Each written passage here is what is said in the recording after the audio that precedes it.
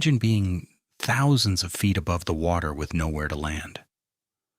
On July 2nd, 1937, Amelia Earhart was in that exact position. She was flying her twin-engine Lockheed Electra across the Pacific. She had been flying for hours. She was exhausted. Her eyes were heavy, but she couldn't close them. She was desperately looking for Howland Island. The island was tiny. It was just a strip of sand in the middle of the biggest ocean on Earth. The sun was starting to come up, but the light didn't help. It made the clouds look like solid walls. Amelia checked her instruments.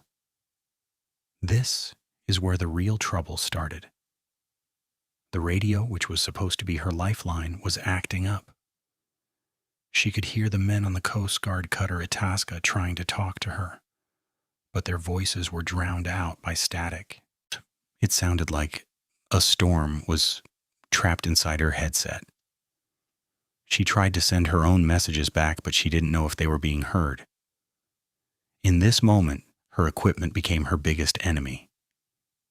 The fuel gauge was the most frightening thing in the cockpit.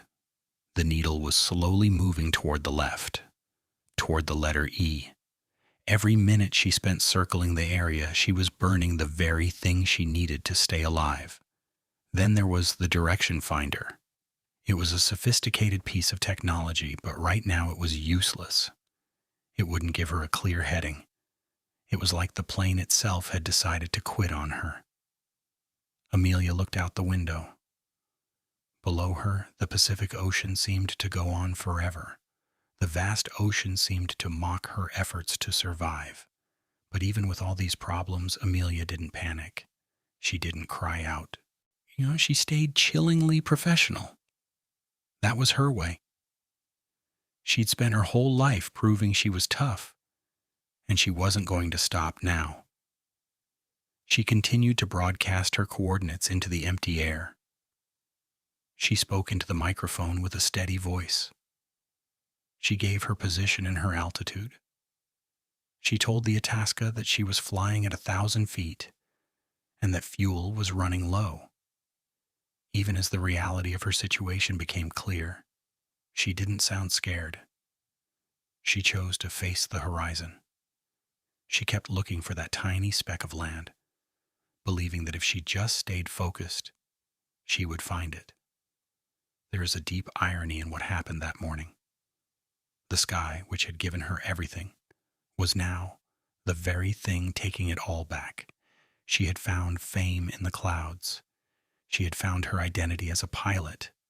But now, those same clouds were hiding her destination. She was trapped between the empty air and the deep water. The minutes passed, and the situation got worse. The static in her ears grew louder. The fuel needle touched the red line. Amelia sent one last message. She was giving her line of position, trying to tell the world where she was one last time. But then, the transmission cut out. It didn't fade away. It just stopped. 1 second, there was her voice, and the next, there was only the sound of static and the distant noise of the crashing waves. The silence that followed was heavy. She was alone with her thoughts and the wind. Before we continue with the rest of this mystery, subscribe to the channel and tell us in the comments where you are watching from. The Electra continued to glide through the air for a few more moments, but the engine was starting to sputter. The quiet in the cockpit was now louder than the engines had ever been. Amelia looked at the horizon.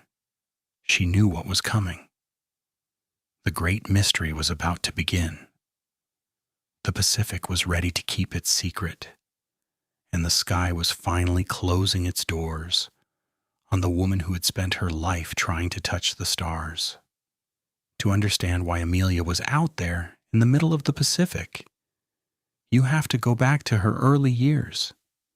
She was a girl who never really fit into the boxes people tried to put her in.